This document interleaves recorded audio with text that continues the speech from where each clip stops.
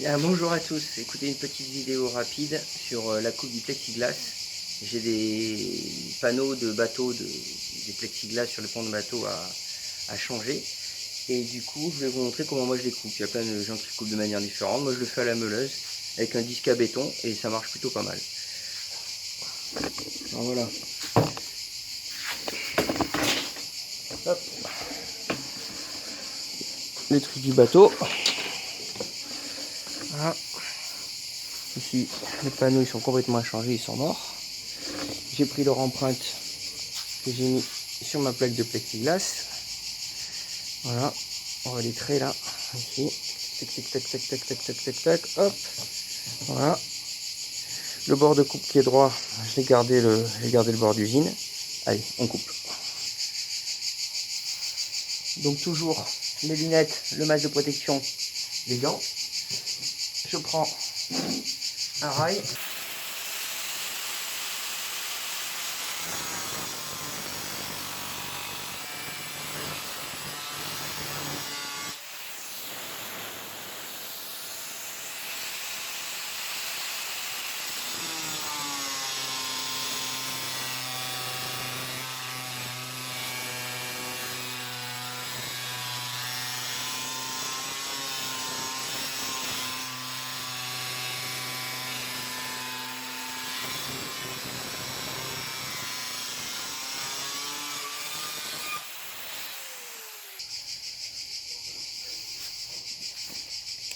Donc je prends cette méthode là parce qu'il fait 10 mm. Donc c'est pas mal épais. Les autres méthodes où on casse, là j'ai pas le droit à l'erreur, hein. J'ai commandé la planche, elle m'a coûté à peu près 100 balles, hein, cette planche là. De plexiglas en 10 mm fumé. Voilà, mais le bord de coupe, il est nickel, hein. Bon, j'ai pas pris de précaution. Si je voulais vraiment faire bien les choses, j'aurais mis des serre-joints pour tenir mon rail de guidage.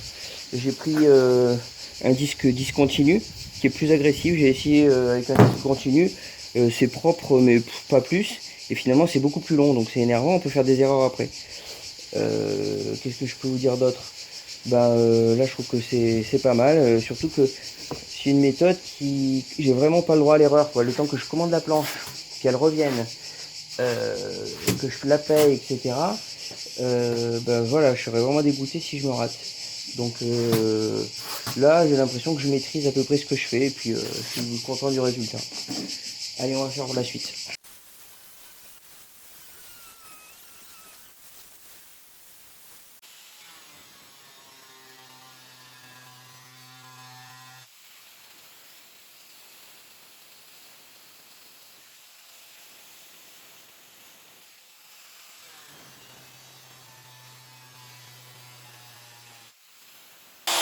Donc là, j'ai une forme un peu incurvée. Bon, mais l'avantage, c'est que je mets du rail de guidage pour faire une première fente et ensuite j'ai qu'à suivre le trait.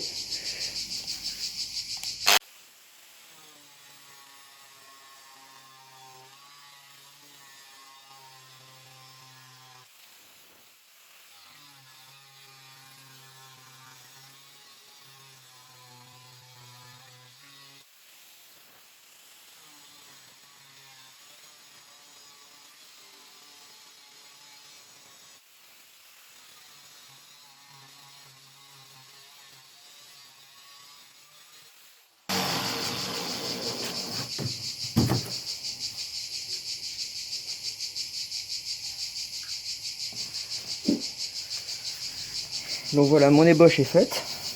Ensuite, les angles que je ferai ronds ici, et même ici, je vais tout reprendre à la ponceuse excentrique. Je terminerai par un chanfrein à la ponceuse excentrique. Je vais faire un joli chanfrein à 45 degrés. Je pourrais le faire à la défonceuse avec une fraise à 45 degrés ou alors une quart de rond. J'hésite encore un peu. Je ne sais pas encore exactement comment je vais le faire.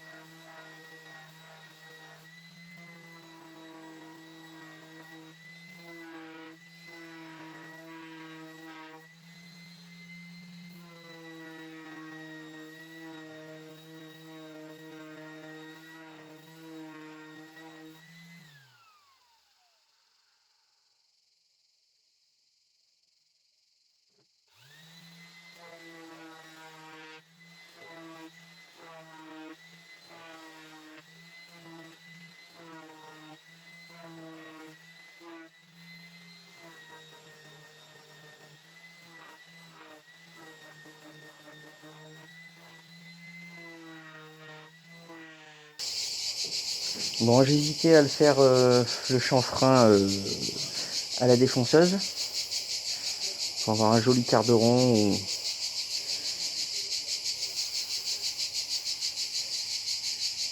C'est bien, mais c'est pas parfait. C'est pas parfait. Bon, bah, j'ai fait le fainéant. J'ai pas voulu sortir la défonceuse, monter la fraise, etc. Du coup, j'ai voulu le faire à la ponceuse. Bon, allez, c'est moyen, je suis pas très content de moi. Du coup, je vais le faire à la défonceuse. On va voir ce que ça donne. On va régler comme ça. Allez, on va tester à fond. Lunettes.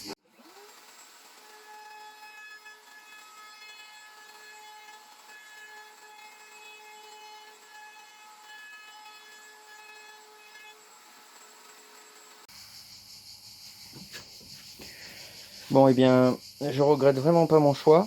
C'est vraiment propre, quoi. C'est vraiment parfait. Du coup, bah, je me suis embêté à sortir la fraise de défonceuse, la monter, la régler. Ça m'a pris 5 minutes et finalement, je suis vraiment content. Donc après, il me reste plus qu'à prendre l'ancien panneau, le poser bord à bord, faire les trous, l'utiliser l'autre comme gabarit de perçage, et également le trou central dans lequel il y a l'aérateur.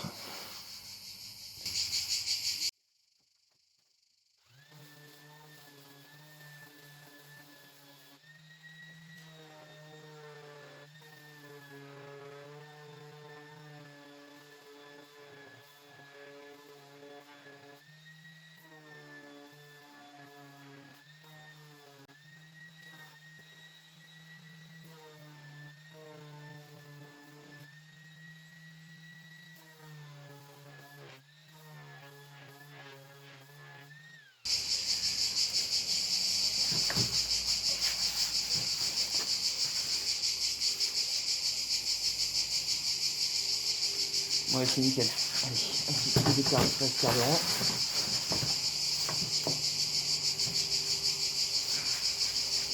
Bon, bah pour le coup, c'est vraiment une matière sympa à travailler.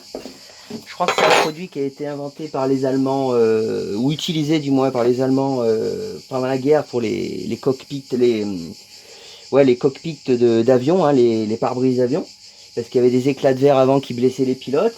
Alors ils étaient toujours autant blessés, je crois, avec ça, mais ils avaient moins d'infections, ils avaient plus de tolérance aux éclats.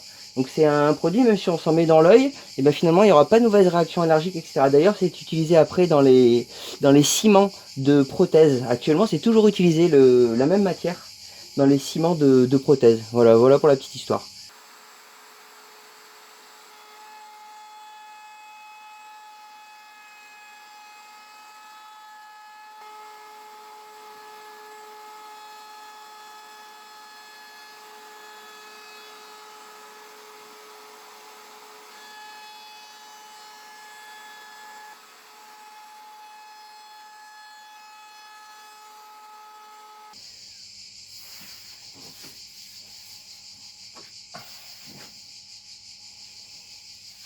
Bon, et bien le résultat est sympa, je trouve, hein. Le résultat est sympa. La défonceuse, ça fait un petit côté vraiment fini, propre et sorti d'usine, quoi, hein. Voilà, par rapport à l'original, c'est impeccable. Nickel. Si je voulais, là j'ai pensé à du gros grain, j'ai pensé à du 40 ou du 50. Je pourrais éventuellement reponcer ici, très légèrement, avec du 120 ou du 240 pour vraiment lui donner un finish parfait, mais je sais pas si je vais m'embêter à ça.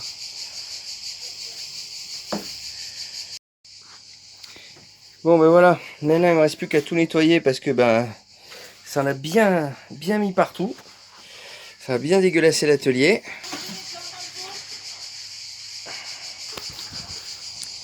Et bien écoutez, j'espère que cette vidéo vous a plu. Voilà, j'ai mis à peu près 1h30 pour faire les découpes et tout compris. Et je suis vraiment content du résultat. C'est bien propre. J'ai vraiment un rebord, on dirait que ça a été fait industriellement. N'hésitez pas donc pour m'encourager à vous abonner ou à me mettre un petit pouce. Et je vous dis à bientôt.